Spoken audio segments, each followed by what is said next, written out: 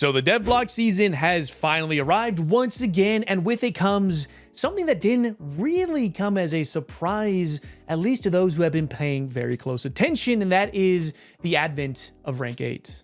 But welcome back to yet another round of the Talking Heads series. Now, in today's video, I'm just going to be talking about Rank 8 and speculate what may come in this major update and even future updates as we head into this brand new era of War Thunder. But as always, before I dive into the rest of this video, please understand that everything I'll be talking about is based off my own personal experiences in War Thunder. I have a little over, I think now, 9 years of War Thunder experience, and I've seen quite a bit of things, and it's very simple to predict what Gaijin might be coming up with, or maybe some of their future plans. But really, this is more of a wish list than anything else, seeing that Rank 8 does bring about a whole lot of new opportunities. So without further ado, let's dive into the meat of this video. So let's jump right over into the actual dev blog itself. As you see right here, Rank 8 ground vehicles and Rank 7 premiums, introducing the Challenger 2 OES and the M1A1HC. Yes, that's right. With a brand new rank, that means we're going to be getting some new high-tier premium vehicles, but this time for two nations that, well, at least one of them didn't really need it. The other one kind of needed it. I'll get into that a little bit later in this video, actually in this part. Now, as we move down really quick, let's read this out for you guys. We've got some exciting news to share with you. In the next major update, Rank 8 ground vehicles are coming to the game. First up, we're going to be talking about two upcoming Rank 7 premium vehicles, the Charlie 2 and the M1HC, as well as Golden Eagles? Wait, really? I didn't see that part right here. The Challenger 2 is coming in for Golden Eagles, but the HC is coming in as a pre-order pack. Shouldn't that be the other way around, seeing that we just got the KVT a couple of patches ago, and the British don't really have a top-tier premium vehicle outside of the Charlie 1? Now, without going into further detail about the next line here, unfortunately, it's just Gaijin talking about how they're going to be bringing in more Rank 8 vehicles to the other existing nations as the major updates flow through in 2024. Now, let's dive into this right here, the M1A1HC Clickbait Pack. Clickbait. That is, you know, I should probably call this this video the Clickbait Talking Head, right? And is that going to be bad though? Are people going to look at me really weird? Maybe, but take a look at this. It's $70 with tax as well, plus tax and so on and so forth. So you get, of course, Golden Eagles, Premium Time, Devil Dog, as well as I think you should be getting some free backups for it as well. They didn't really mention it, so you'll kind of have to keep an eye out for that should you decide you want to buy it. And also, don't forget, my 3% discount does help you a little bit, and I get paid too. Yeah, shameless plug, I know. So basically, the M1A1HC Clickbait is just an HC. That's it. I'll probably have a video out later this weekend showcasing the M1A1HC, as I've needed to revisit it for quite some time. I guess now is the perfect time in doing so. You also get a freaking lawn chair. That's right. I want it. I'm just going to buy this thing just to have that chair, right? I'm going to get the tank anyway to show you guys, but I'm definitely going to do that as well. If you aren't familiar with the M1A1HC, it has a soft kill active protection system, which does mitigate against hot missiles, anything that's really IR guided-ish. And oddly enough, tow missiles, they shouldn't be affected, but they are anyways. It's not like you're going to be fighting them anyways. Unfortunately, you're not going to be able to use it to really good effect. I'll have that outlined in my upcoming video talking about the HC, its pros and cons, and so on and so forth. So if we scroll down just a little bit more, we have the Challenger 2 OES. It's basically a TES with a 50 cal. That's it.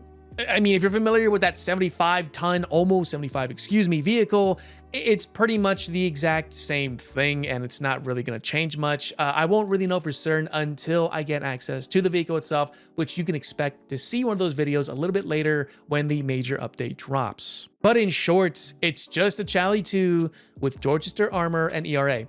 That's it. It mitigates against what? 400 millimeters of chemical penetration, not including tandem.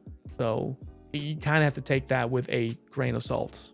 But that's it for when it comes to the actual dev blog. Now, when it comes to Rank 8 and my personal thoughts, this is where things are going to get a little unusual, simply because Why? And I'm not saying that as an actual question. It's more of just a general why. Now, I understand rank 8 was going to come into War Thunder at some point. I mean, with the advent of rank 8 for aircraft, it only made sense, excuse me, that ground forces would see an increase as well. But here's the thing about rank 8 for ground. We already have vehicles that have extended all the way to the modern day that we live in currently. I mean, I believe the T-72B3 is a 2016 or 2012 variant or modification, excuse me. And I believe the T-80B VM is an anywhere between 2016 to 2018 modernized variant, which means that we have vehicles that only came out fairly recently, at least their packages did anyways.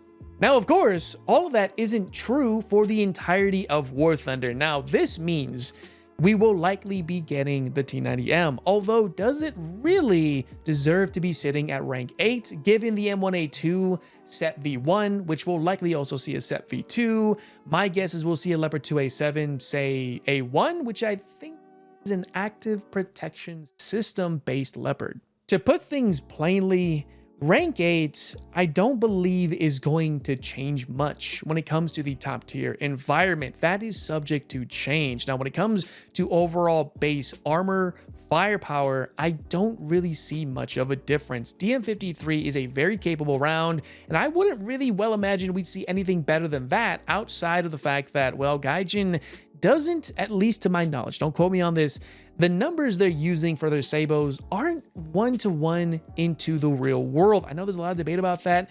I don't really believe the TM53 round has 650 millimeter flat pen when the information kinda says otherwise at 30 and 60 at significant distances. But maybe Gaijin will use this as an opportunity to increase the penetration values to their real-world spec should it be incorrect already.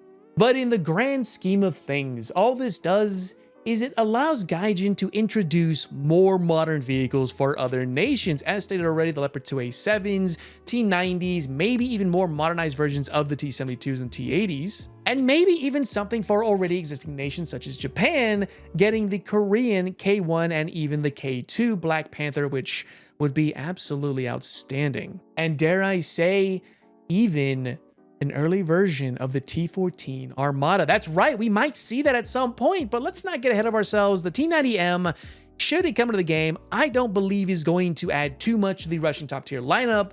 It might have some effect to it, although from what I could tell, I don't believe it's going to change that much, but we have to wait until we get that vehicle. But rest assured, it will be coming at some point, maybe even in this update. I doubt it, but it would be a nice send-off to 2023.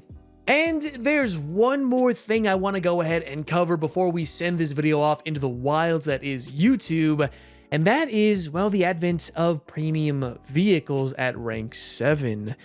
Now, I'm going to get a little unscripted and a little bit more personal.